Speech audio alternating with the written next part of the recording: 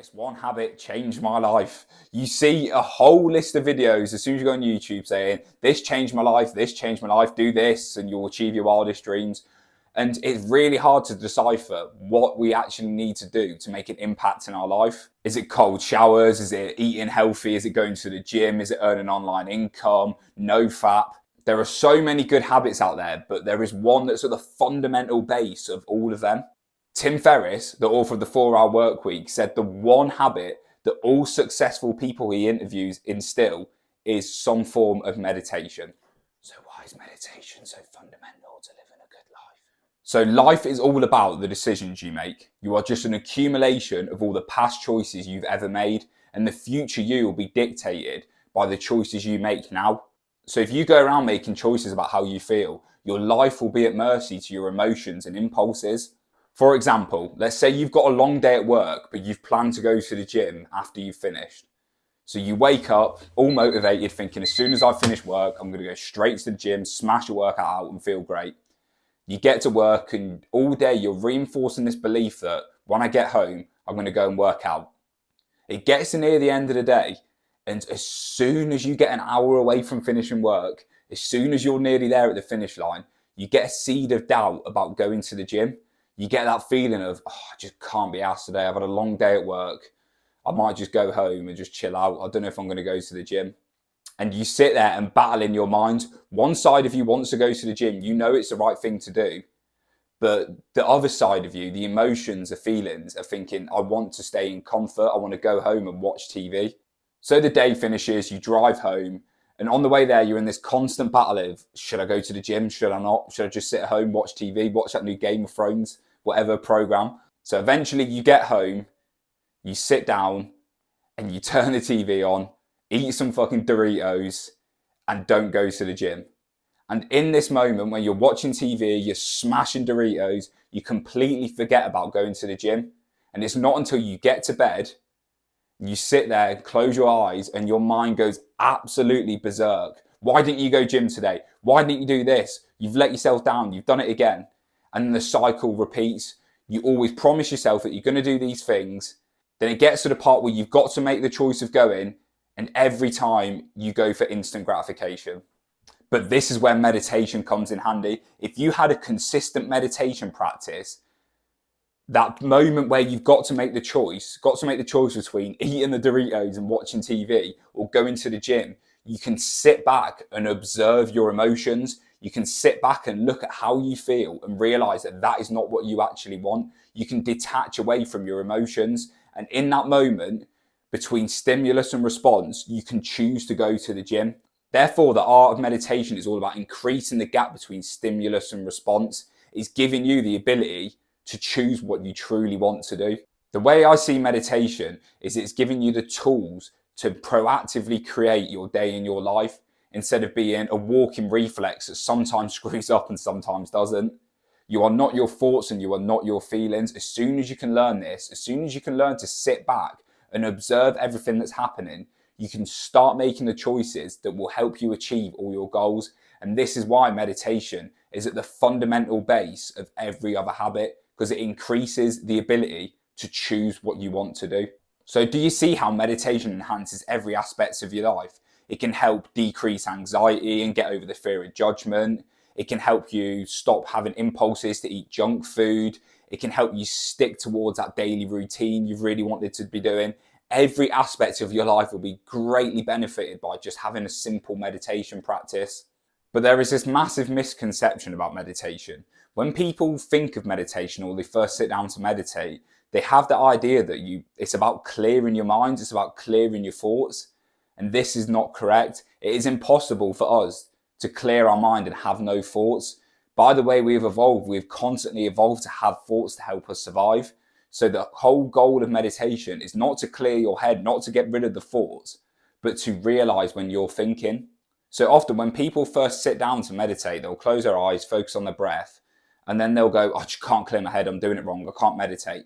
But that noticing that you can't clear your head, that noticing that you're in thought is the whole goal of meditation. So all you have to do is sit there, note that you're having a thought and come back to the anchor, whether that be your breath, the sensation of you sitting there, whatever that anchor is, you know that you're having a thought, realize that that thought isn't you, and come back to the breath. And that is the whole point of meditation. So it's all about coming back to the present moment. Every time you get lost in a thought, that thought could be about this video, it could be about something going on in your life, a girl you like, whatever it may be. You sit there, focus on your breath, have a thought, realize you're thinking, and then come back to the breath. And that is as simple as meditation gets. It's not about clearing your head. It's not about some esoteric thing you can't achieve. It's as simple as just noting when you're thinking and coming back to the present moment. And every time you do this, every time you know that you're thinking and come back to the breath, it's like a little bicep curl for your brain. You're training your brain to constantly be in the present moment.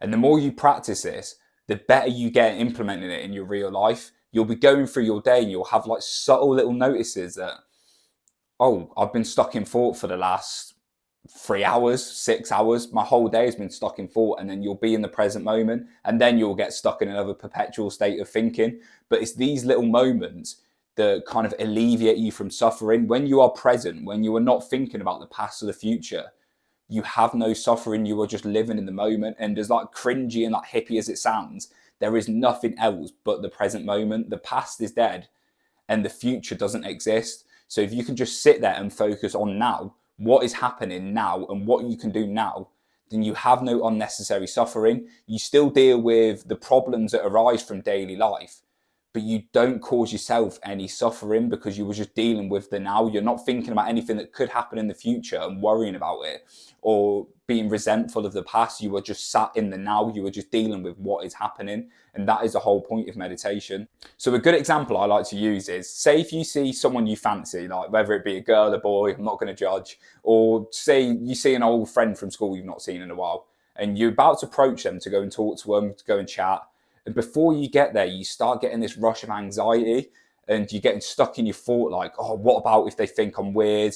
What about if they think I've not made any progress? What about if they don't like me? What about if I stutter? And you go into that conversation already anxious and on walking on eggshells, and you get there and you can't be yourself.